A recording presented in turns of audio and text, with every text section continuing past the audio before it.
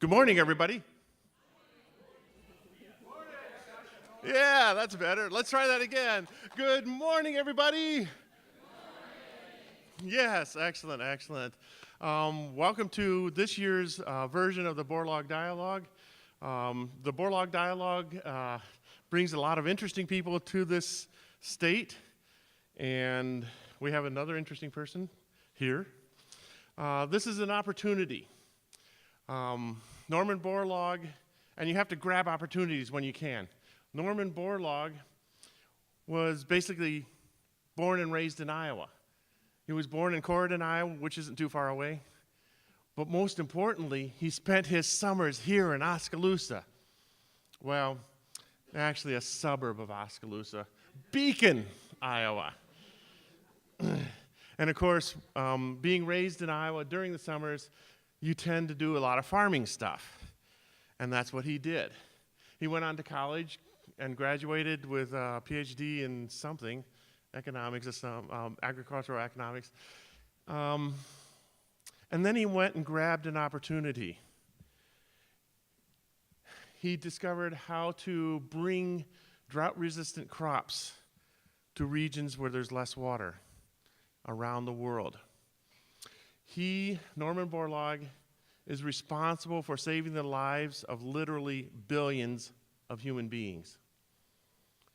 We were fortunate to have him come here 15, 16 years ago. As part of his legacy, he left behind what is called the World Food Prize. And so we bring speakers in to give you an opportunity to talk to them, to give you an opportunity to see what you can do in your lives. And today's speaker is Dr. Jemima Njuki. She hails from Kenya. She is a senior program officer at Canada's International Development Research Center. And she will focus on gender issues in farming.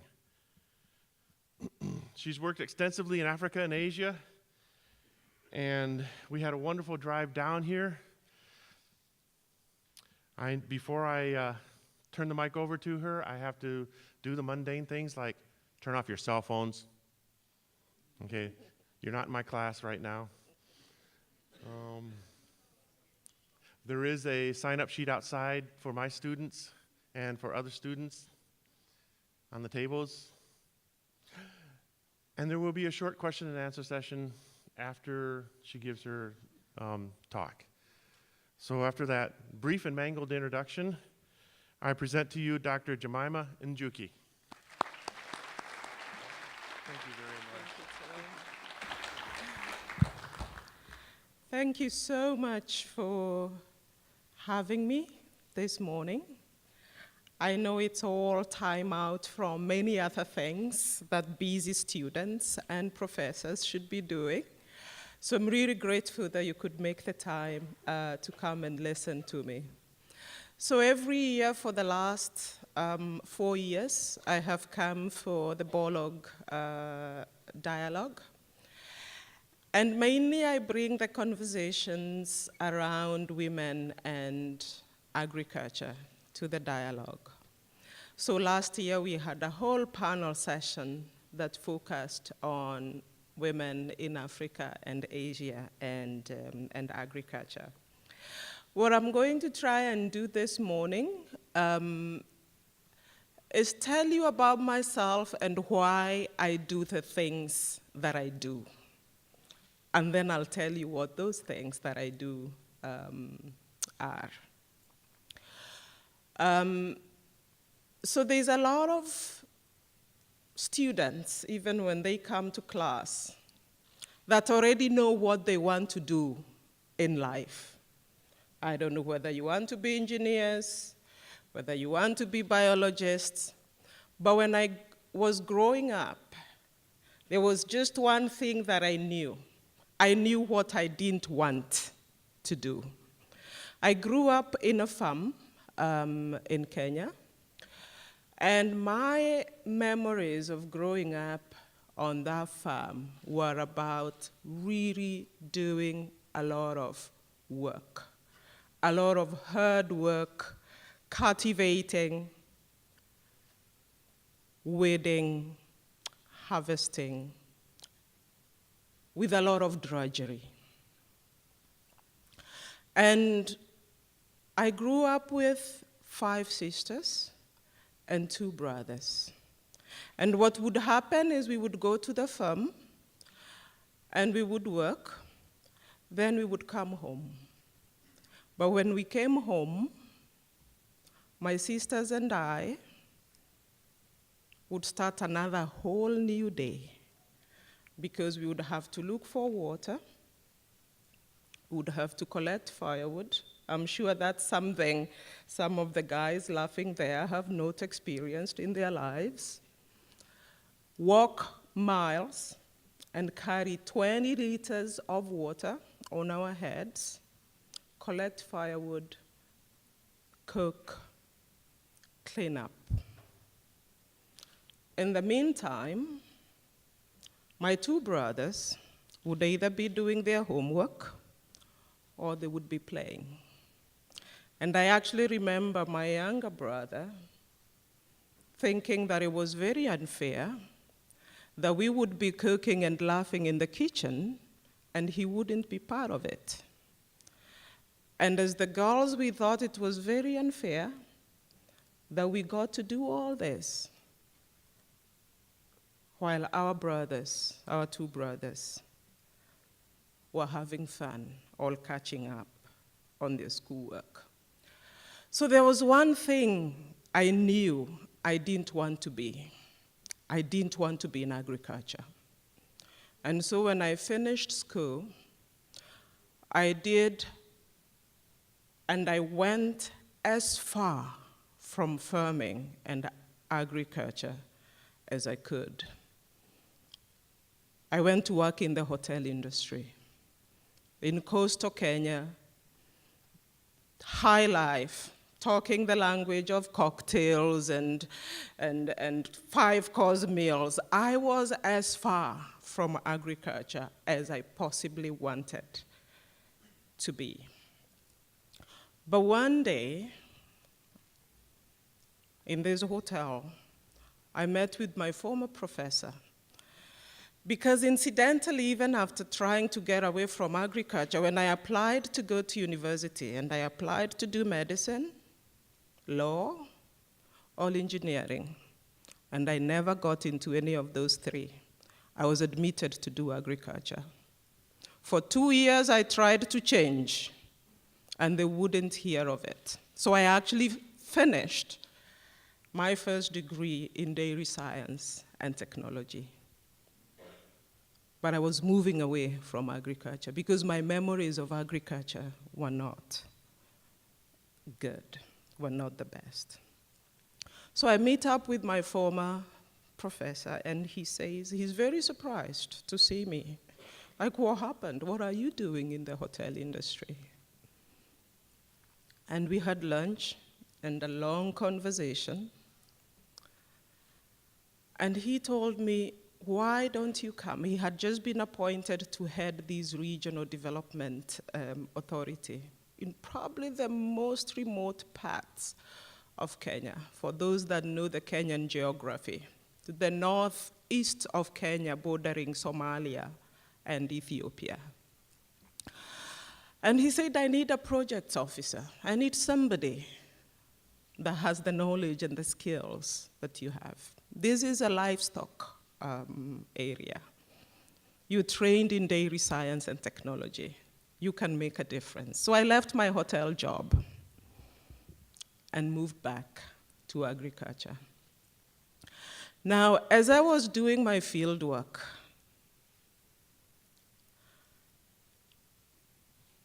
I saw women that were doing the same things that I had been doing 25, 20 years earlier, cultivating with a lot of drudgery,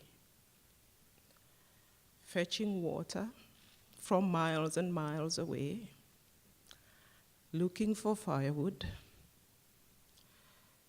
girls that couldn't go to school because they needed to help out on the farms, girls that couldn't go to school because they needed to get the water or didn't have the resources to do that.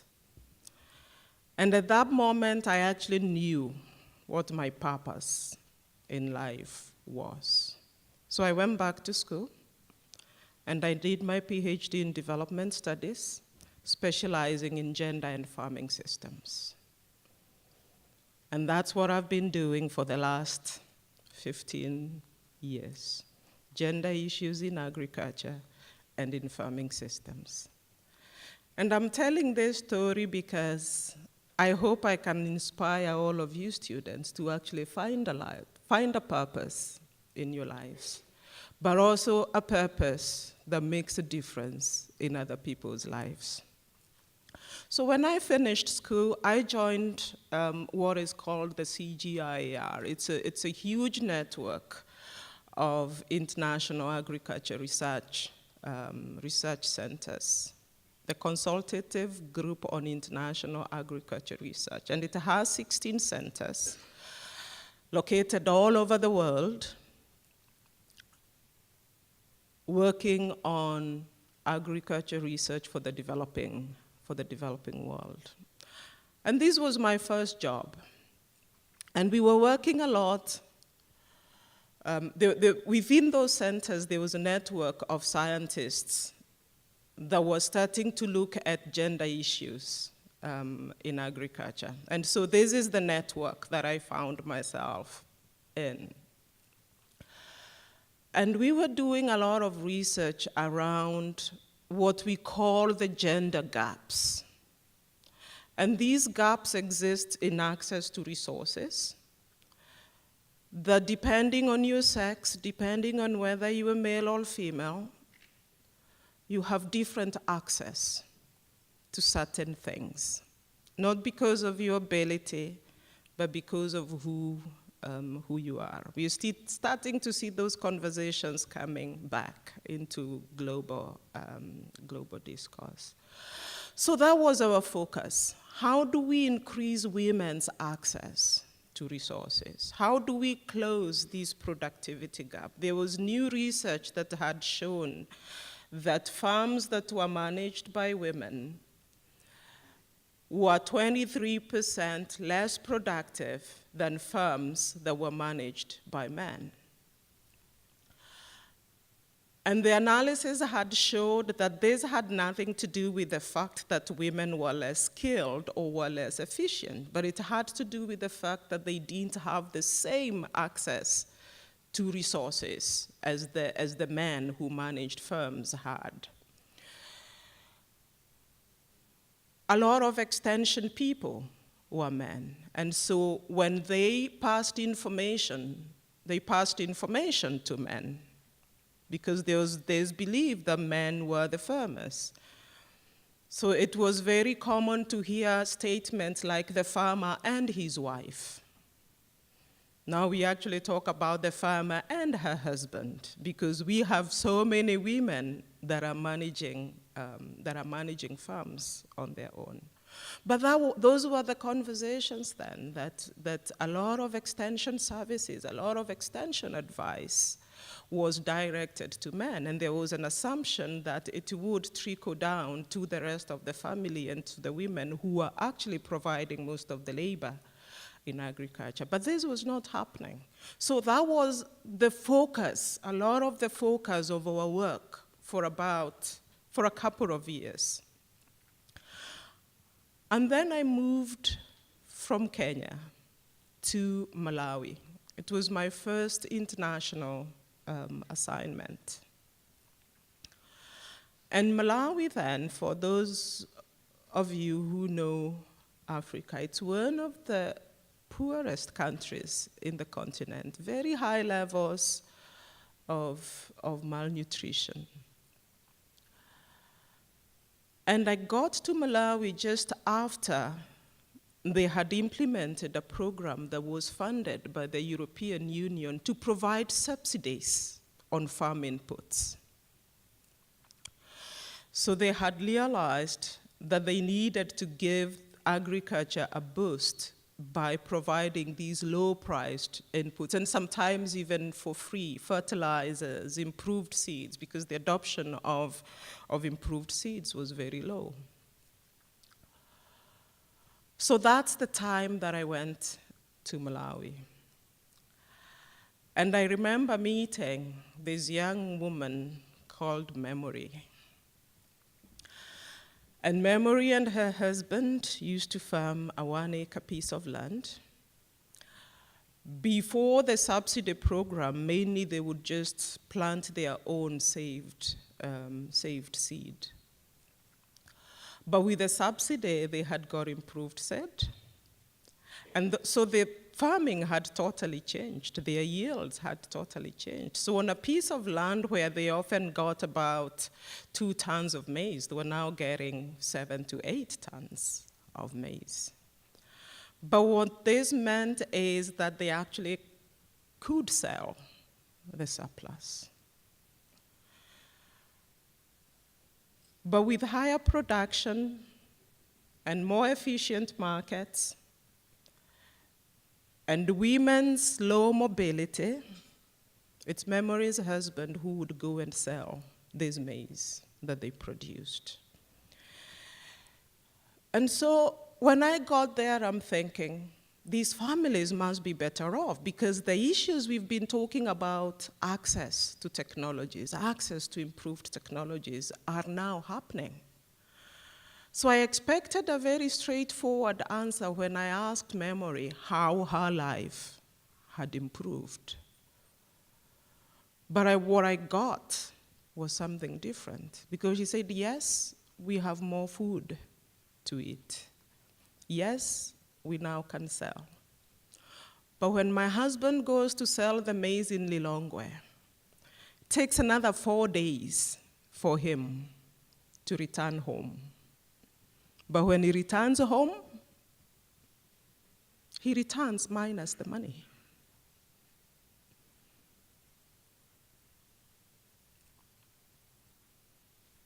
Yeah. He returns minus the money. He returns with a beautiful woman that he met in Lilongwe. And for some time, Memory actually has to pack her things and go to her parents' home, because her home becomes unlivable. And in that moment, I reflected back on my life and said, you know, we've been treating gender issues in agriculture as though they were a technical issue that we can fix, as though they are this gap that we can close, this gap of productivity. But even when productivity goes up, gender issues don't necessarily go away, because they are not a technical issue. They are a social issue.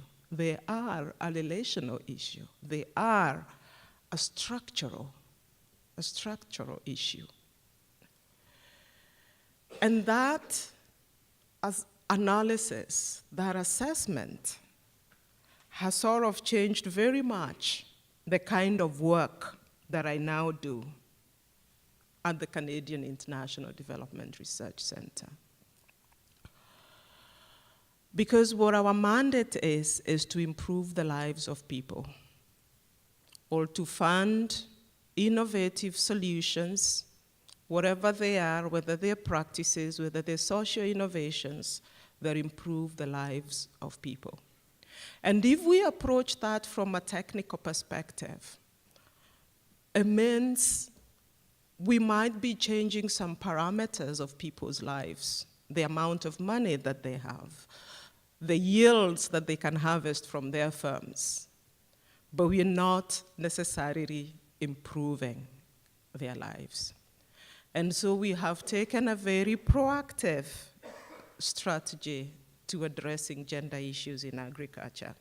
I'm just going to talk a bit about some of the things that I'm currently working on. One is the issue of women's workload and care work. I don't know how it is in the US, but in the developing world, a lot of care work is still borne by women.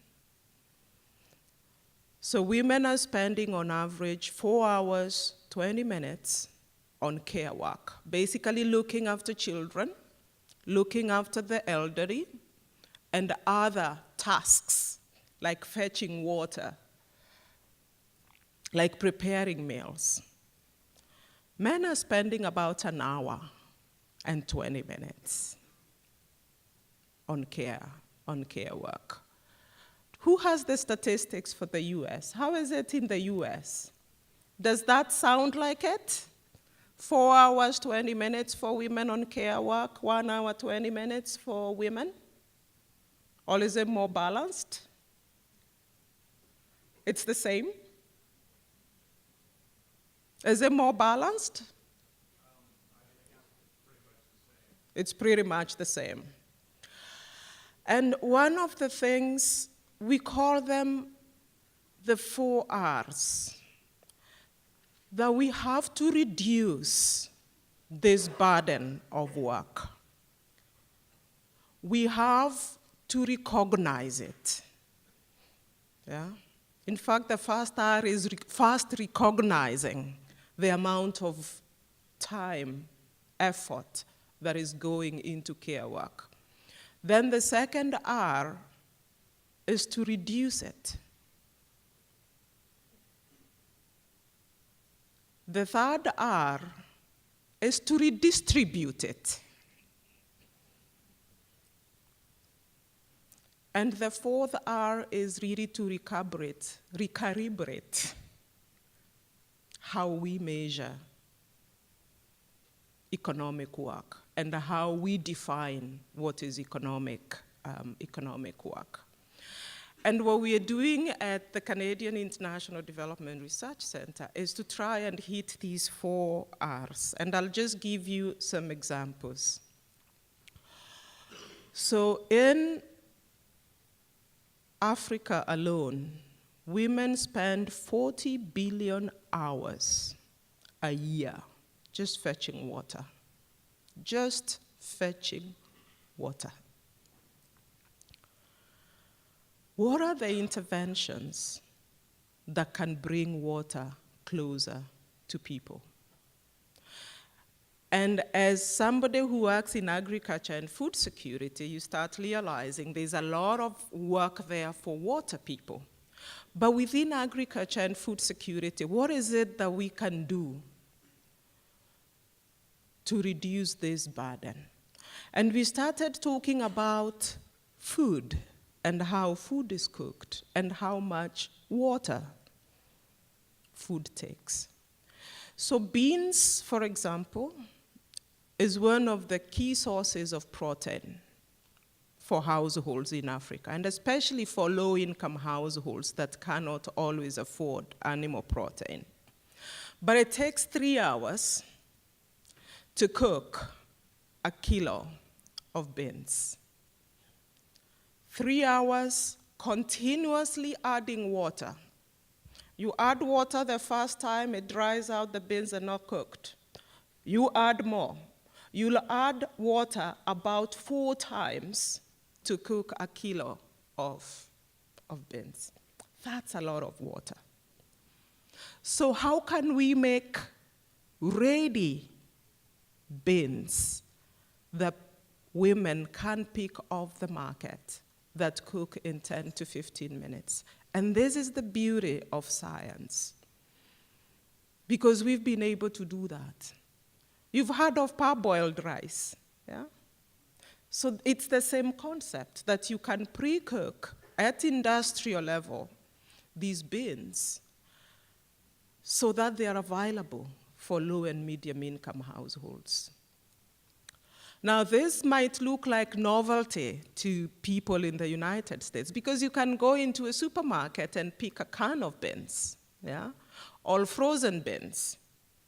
But remember, we're talking about low and medium income households in developing countries who do not have access to refrigeration, and who a can of beans is a luxury. So how do you actually make ordinary beans, parboiled, pre-cooked, available in the market? So when we talk about reducing, that's the kind of work that we do. Redistributing. How do we redistribute care work, not only between men and women, but also between state and individuals? One of the projects we have is in the slum areas of Kenya, where we're working with the government to provide daycare facilities for young women. Because a lot of the young women in those informal settlements are underemployed. They actually can't go out of the slums to work, because we do not have, I don't know what you call it here, but when kids go to school when they're 2 years, you can put your child in a facility when they're 2 years old, or when they're even 6 months old. That doesn't exist in most of the developing world. That means if you're a young mother, your ability to work is dependent on whether you can find good quality care work. And for a lot of the young women in these informal settlements, it's not an option. They have no access to this, which means their employment opportunities are much, much lower. And what we're trying to do is work with the government to have these care centers in these informal settlements. And we are seeing women's employment go up. They're going further. They can venture out of these settlements to find work. So that's part of our work on redistribution. We have had some very interesting work in Zambia, also on redistribution of care work.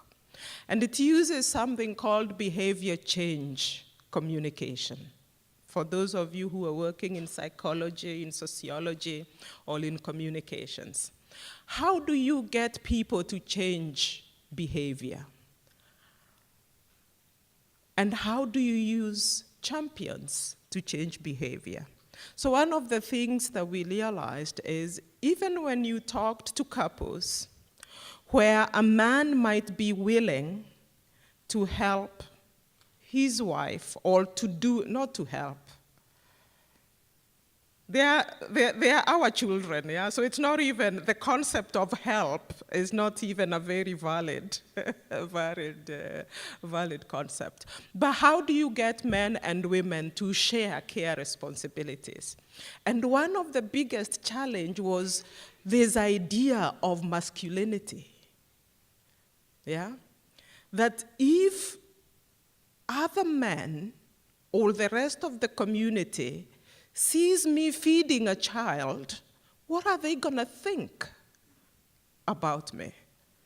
Believe me, that's a big thing. That's still a very big thing in Africa. How others see you is very important. So a lot of men are not sharing those roles, not because they do not want to, but how will other men, how will the community see them? There are communities where beating your wife is seen as a show of love. You're paying attention. You're seeing what she's doing.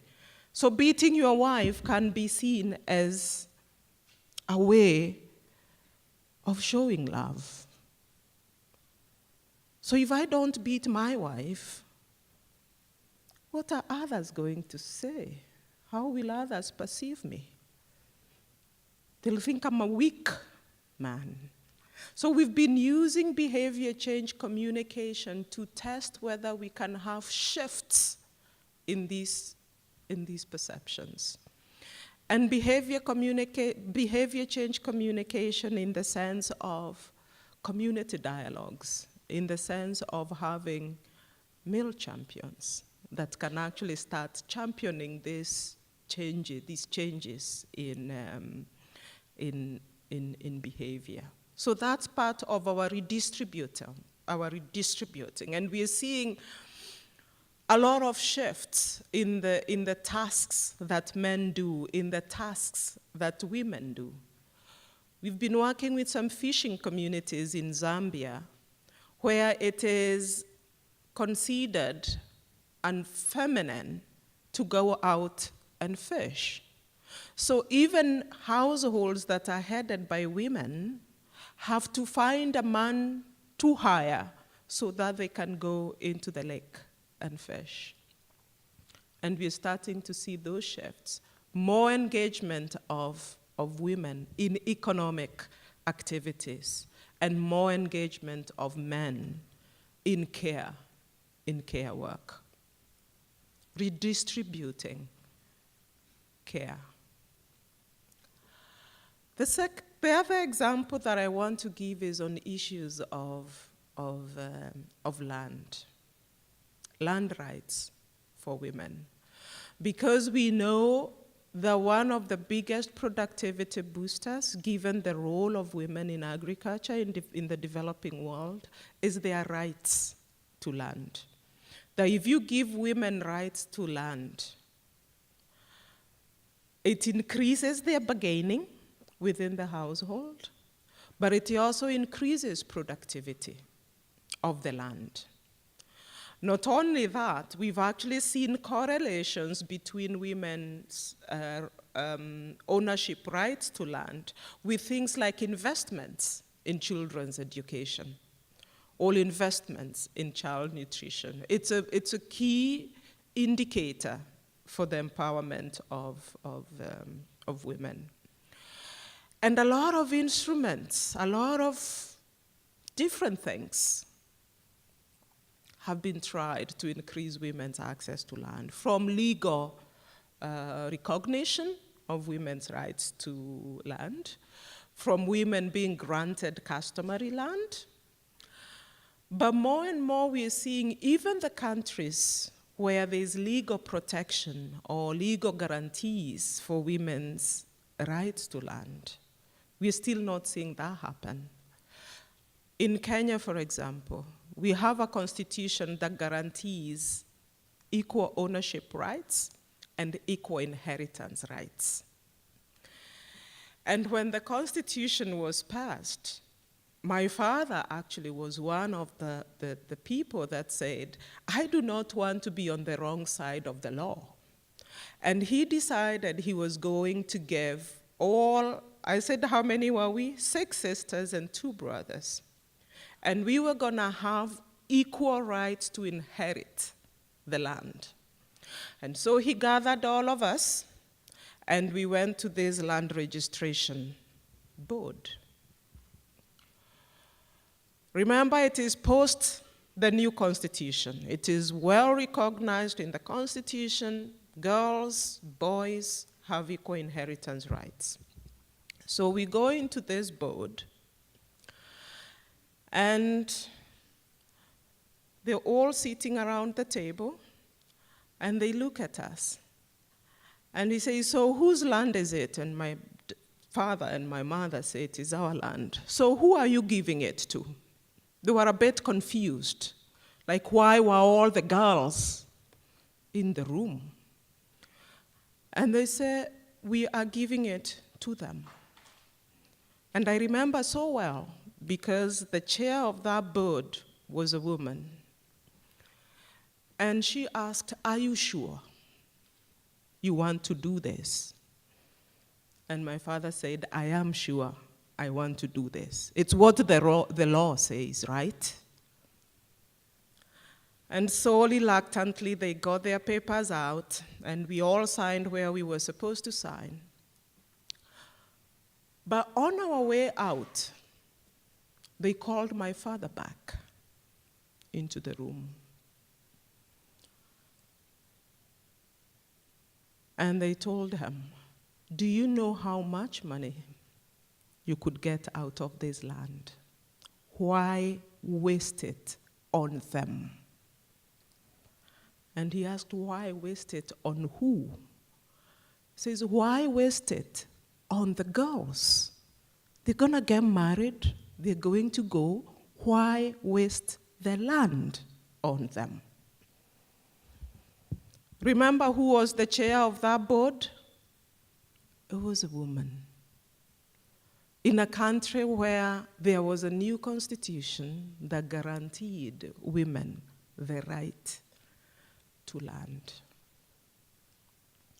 And we started thinking, this is not just about a legal framework. It is about what people believe. It is about people's beliefs and the customs and the structures. If people believe women don't deserve something, it doesn't matter how much you regulate it. We have to deal with those cultural beliefs that are stopping women and girls from advancing.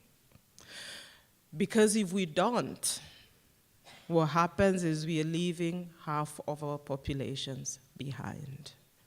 This is the call even to governments, that we cannot leave half of our populations behind. We will not develop that way. So that is the kind of work I do. I do it in Africa. I think out of the 54 countries in Africa, I have probably worked in about 35 of them. I may not look very old, but I am very mobile. So I have done a lot of work in those African countries, from issues around land to issues around women's care work to issues around women's right to access resources, issues around gender-based violence and the links between that and agriculture. And I have worked in Asia as well, a lot of work in India and Bangladesh, building women's solidarity movements, especially for agricultural wage laborers. So in each of these countries, the issues remain the same: equal rights for women, men, girls, and boys. And I hope that the young people in this room, some of those become the issues that you work on. That we can see some of you in Africa, in Asia, doing research on those things, or doing development on those things that impact on people's lives.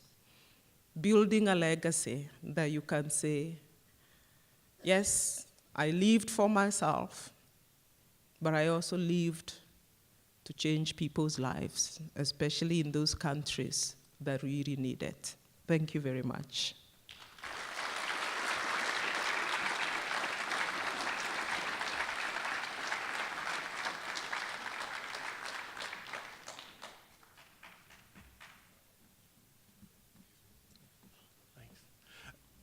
Thank you very much. I want to thank everybody that came here today.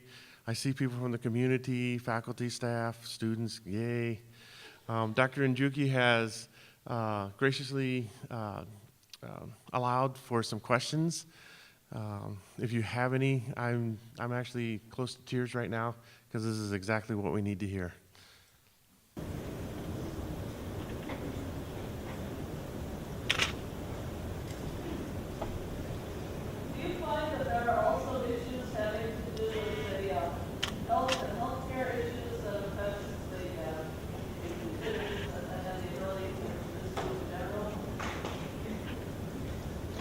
Can you say that again? Do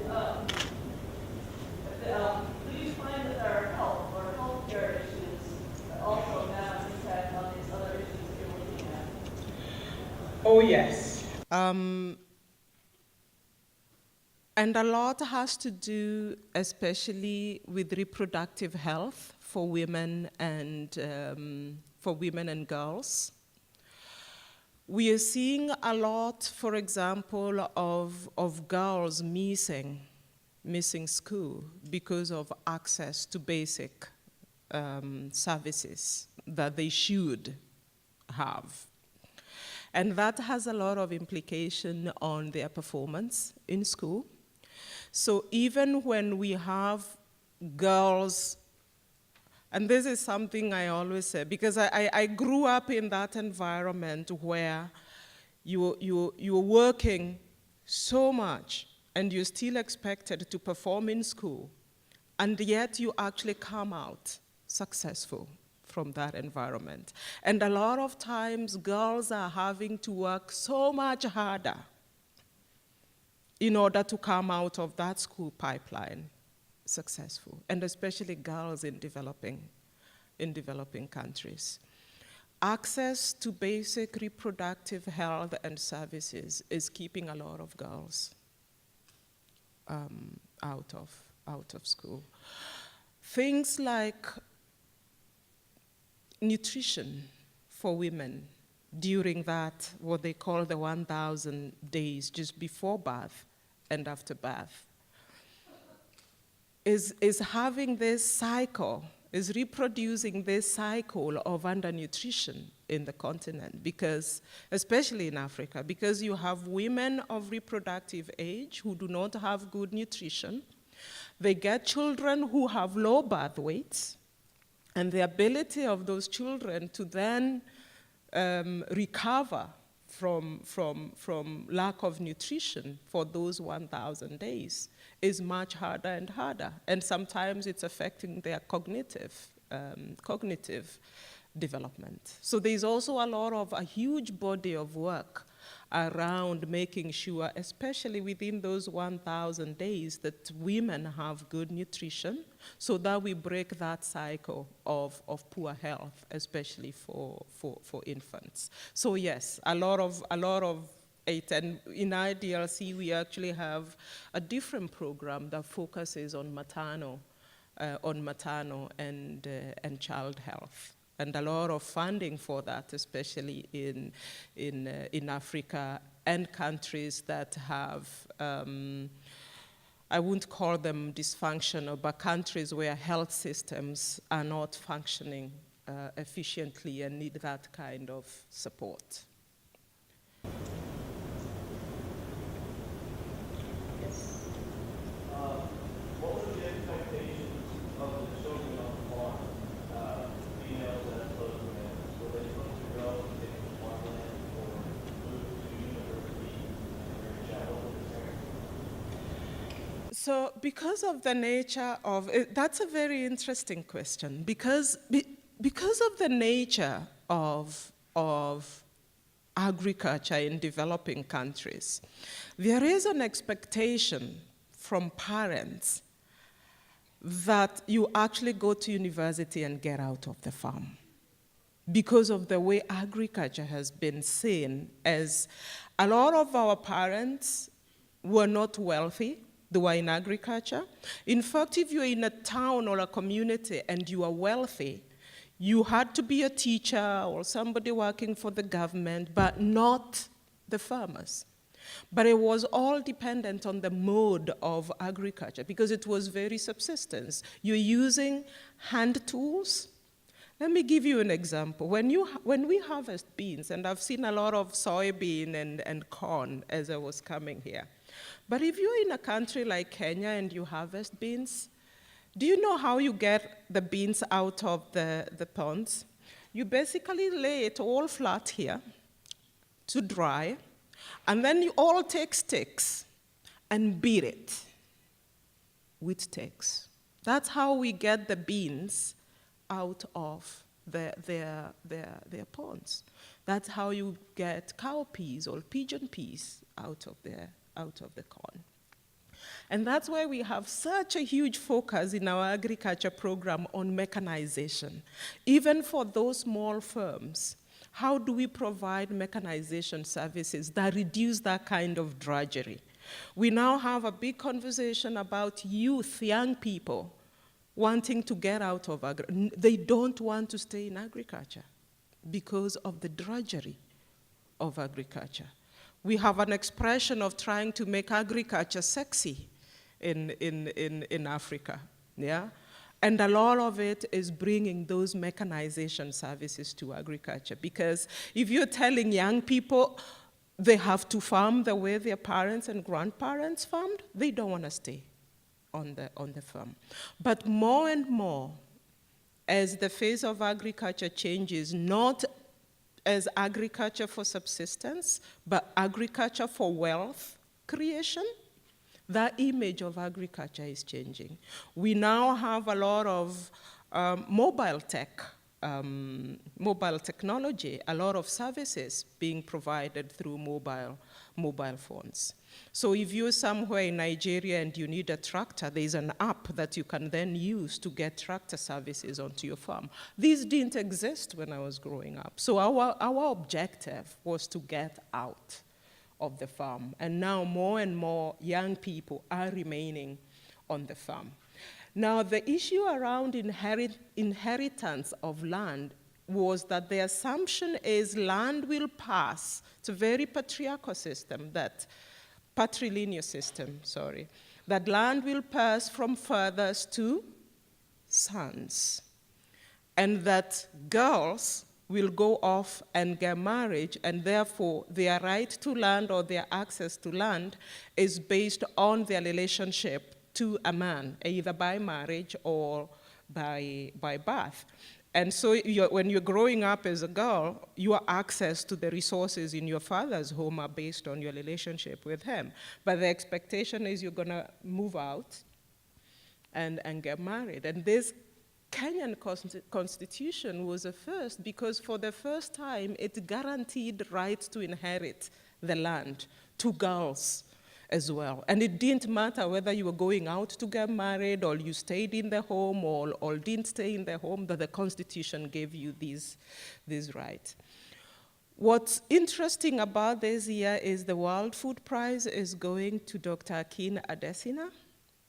And he's been one of the biggest champions of agriculture for wealth creation. That especially in Africa, we cannot continue doing agriculture in the way it's been done before. We have to see it as a business, not just as a means of survival.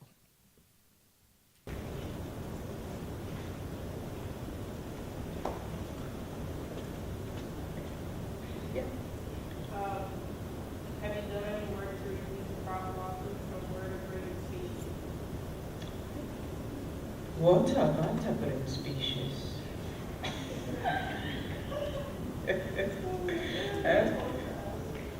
Fish? Is fish a vertebrate? Okay. Yeah, my biology failed me there for a minute. Okay. So we have, at the moment, we are running a program on reducing post-harvest losses. And two of our projects are on fisheries in Malawi. And one is very, very interesting, because what they did, you know the concept of the greenhouse, yeah? That you control the environment within the greenhouse so that you create a conducive environment for crops to grow, irrespective of what the external environment is. And this team from the University of Malawi took this concept and said, what if we could do this for drying fish? Because in a twist of irony, the main fishing season in Malawi coincides with the rainy season. So basically, fish is coming out of the water and there is no sun to dry it. They depend a lot on sun drying. But it's cloudy, it's raining, there's a lot of put back the fish, get it off the rain, and as a result, about 40%, about 30%, 30 to 40% of it is lost in that process. So basically, if a fisher person was to get out 10 fish out of the water, 4 of them are gonna get lost in that drying process. So this team took the concept of the greenhouse to see whether they could control the temperature and humidity in this greenhouse for it to dry the fish. They've reduced the post-harvest losses by 60% just by using this greenhouse. Because of course, not all the loss comes from spoilage. There's a lot of loss that comes from breakages and things like that. But they've been able to reduce by about 60% the amount of fish that is lost. They're calling it the solar tent, the solar tent dryer.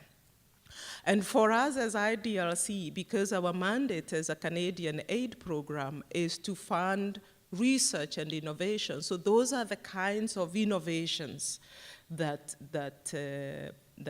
we fund. So that's just one example, but we have very interesting work going on in Zambia and Malawi in Southern Africa. Do people know where these countries I'm talking about are? How good is your geography? Where is Malawi? Somewhere in Africa. Is it in West, Eastern, Southern, Central? Do you know where it is? Yeah? West? East? No, we actually, Malawi is in Southern Africa. Yeah. Mm. And where is Kenya? Kenya at least is a little bit more known because we have some fantastic runners in Kenya. So where is Kenya? Who knows where that is? West? East.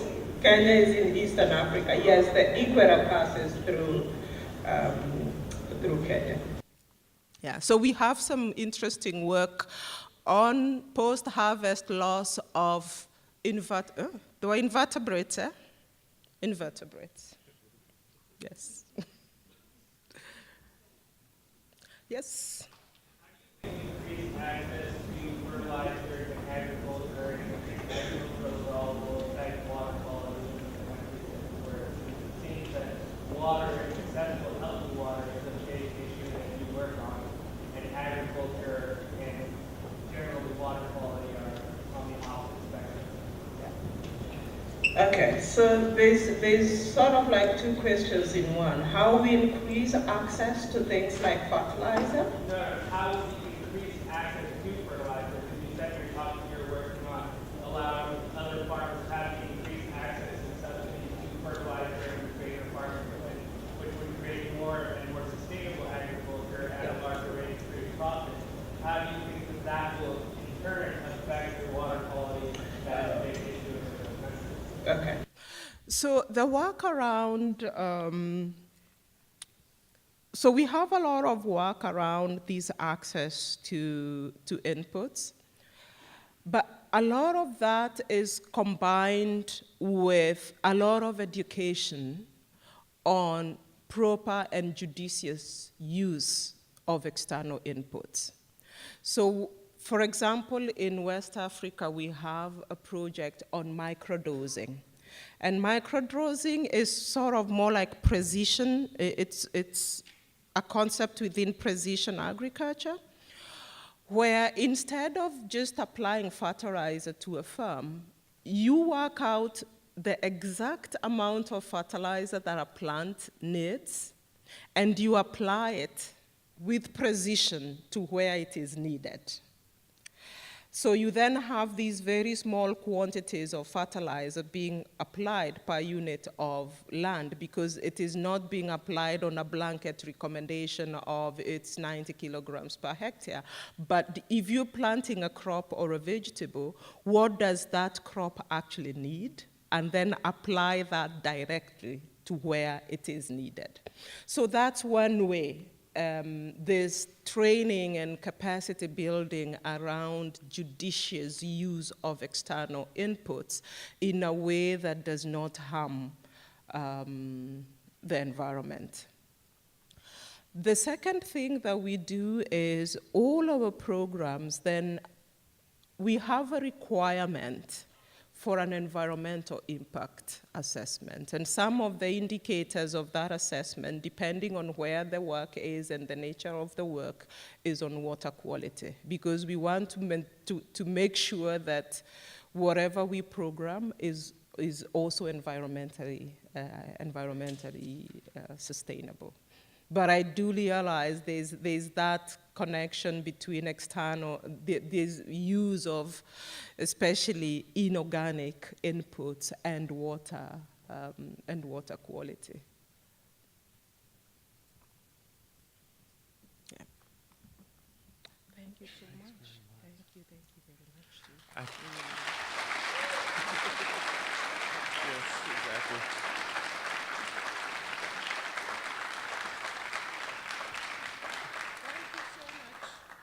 Thank you for coming.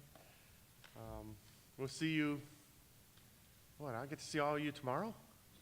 Yeah.